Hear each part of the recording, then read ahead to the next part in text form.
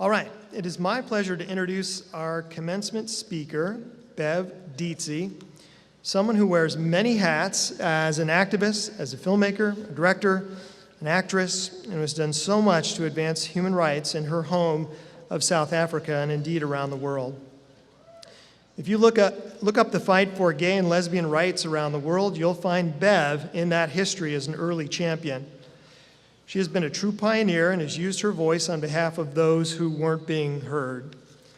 In 1995, Bev made history when she stood in front of the United Nations Conference on Women and called for the delegates to recognize that human rights must be extended to all people.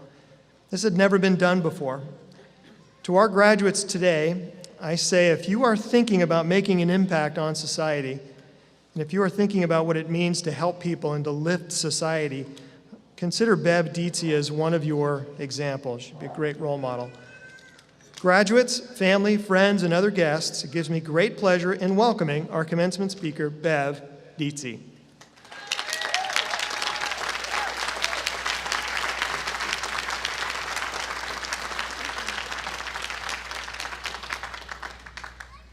Good morning. Forgive me, I haven't stopped crying since I arrived here a few days ago. Thank you very much for this opportunity. Thank you to President Jessup, the faculty, board members, the staff, everyone here at CGU. Thank you. I'm very honored to be standing here to be counted among some of the leading minds in academia. I was also very excited to hear that the theme for this year's ceremony is interconnectivity. This word is and has always been at the very center of all that I am and all that I do, because in my home language, this word, this concept, is not very far from the word Ubuntu, which means shared humanity, or as Bishop Emeritus Desmond Tutu said, I am because you are. This word is both simple and complex as it governs all that we do, how we relate to each other as fellow human beings, from how we say, hello, sawubona, in my language, which means we see you, not just me see you, but we see you. That's interconnectivity. And how we work together and how we build one another.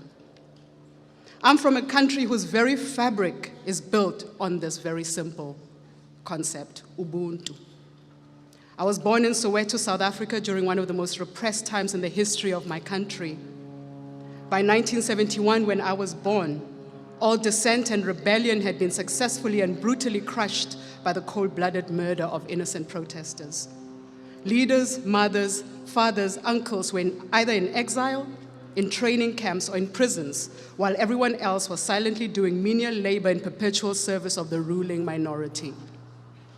Even though these were the circumstances of my upbringing, I'm very fortunate that I was nurtured in a maternal home by strong women.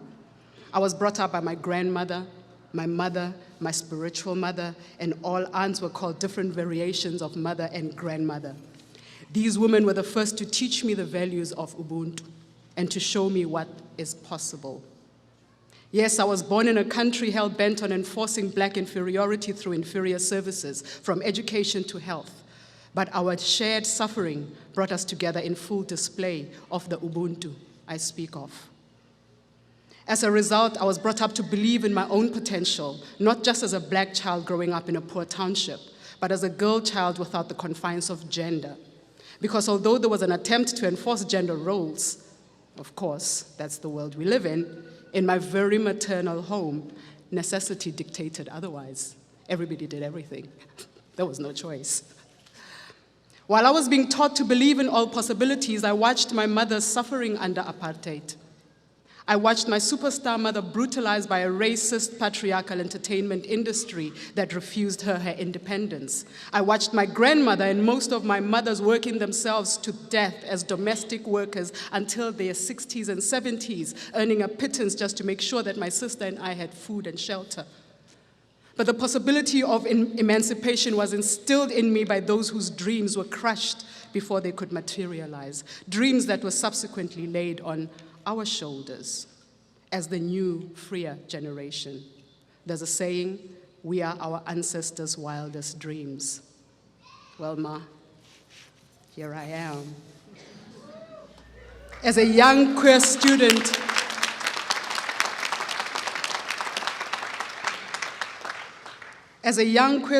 activist, I started participating in the liberation movement because I was taught to believe that freedom would come from the mutual recognition of our shared humanity. At the very core of my first president, Nelson Mandela's Rainbow Nation, is Ubuntu. In the making of the first most inclusive constitution in the world, many of us placed our lives on the line and used every tool available to educate, to conscientize, to articulate, to reach out to each other across race, gender, across sexual orientation. It is through this connecting with others that our Bill of Rights became one to be celebrated the world over. I'm from a country that showed us what it is to believe, a country that gave the world the true meaning of hope, a geographic location whose name, once upon a time, evoked smiles and feelings of okayness with the world. A country that brought you Nelson Mandela's rainbow, where even the perpetrators of crimes against humanity are awarded and rewarded for just doing the right thing. A country that told a young black, poor, butch lesbian that it was okay to be queer. I may come as one, but I carry many thousands with me. I stand on the shoulders of giants. I would be remiss if I did not mention my mentor, my leader, my hero, Simon Nkodi. I am with my fellow queers, my fellow queens, who paraded the streets of Soweto in what we called our first Pride parades. And I'm going to mention them because they never get mentioned. Tshidi, Musanku, Lindy, Pule, Leslie, Godfrey, Polly. I'm with all those black lesbians who were brutally murdered in and around the townships of South Africa, from Sizagele Sigasa, Yudise Melani, Nonki Smos, just to mention a few. I mention you because you will be forgotten soon. I also stand on the shoulders of warriors, particularly warrior women who are yet to be recognized and celebrated. The shoulders of Mama Winnie Mandela, of Nkunu Mantsopa, warrior and savior of the Basotho nation, who many of you will never hear of Queen warriors Mkabayi Kajama, without whom there would have been no King Shaka. You've never heard of her. Many will never know this because his story, as we all know, is written by the victors, and the victors are rarely black, women, or queer. It's been 25 years, and I continue to believe, even when watching my country and the world becoming more divided than ever across the constructs of race, gender, religion, and all of that. In my 47 years of life on this earth, I've gone from being oppressed to being free to being oppressed again in a whole new way. The negotiated settlement in my country, lauded the world over as a miracle, is a farce whose repercussions are only now coming to the fore. The lessons to be learned are numerous, with obvious one being that we've been using the master's tools to try to dismantle the master's house. Then there's also the realization that the interconnectivity or the recognition of our shared humanity, our Ubuntu, does not mean ignoring our differences or not recognizing that it is our differences that make us vulnerable in a racist, capitalist, heteropatriarchal world. We, as a community of South Africans and the world, rallied together as one, toppled the racist regime, but in the process found ourselves assimilating into the already existing status quo. To quote Mama Audre Lorde, "Without community, there is no liberation, only the most vulnerable and temporary armistice between an individual and her oppression. But community must not mean a shedding of our differences, nor the pathetic pretense that these differences do not exist."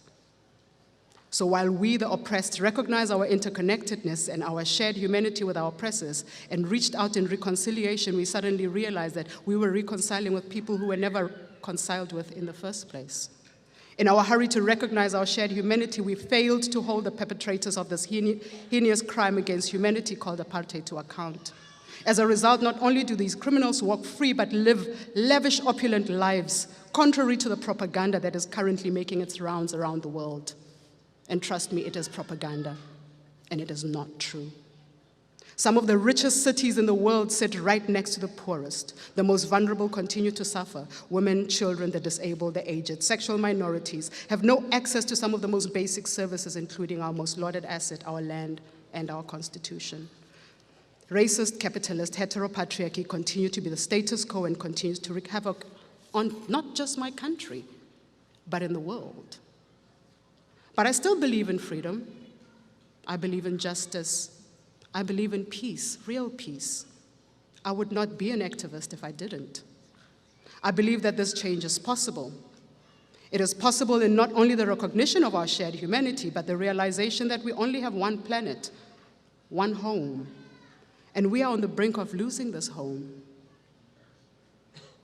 Not just through climate change, but through the imminent rising of all the oppressed, because the oppressed will rise. The poor people of the world will rise. I would like to leave you with the words of the one woman who made me understand my place in the world, and I'm quoting her again, and that's Mama Audre Lorde. Those of us who stand outside the circle of this society's definition of acceptable women, those of us who have been forged in the crucibles of difference, those of us who are poor, who are lesbians, trans, intersex, gender non-conforming, non-binary, those who are black, who are older, know that survival is not an academic skill. It is learning how to take our differences and make them strengths. For the master's tools will never dismantle the master's house. They may allow us temporarily to beat him at his own game, but they will never enable us to bring about genuine change. And so as scholars, as humanitarians, as thought leaders, it is up to us to find new paths, new ways of being, new ways of governance, new ways of thinking, ways that have the potential to change the world, to bring about justice for the downtrodden, and to save humanity. Let us make sure we do not allow history to continue to repeat itself as it is doing now. Thank you very much, and congratulations to all of you, to all the graduates. Thank you. Dialogo.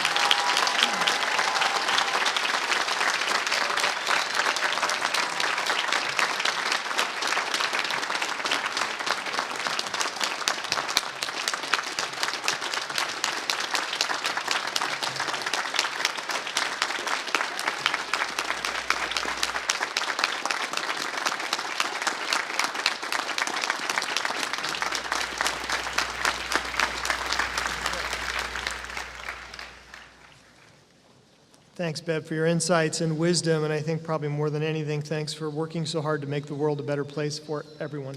Thank you.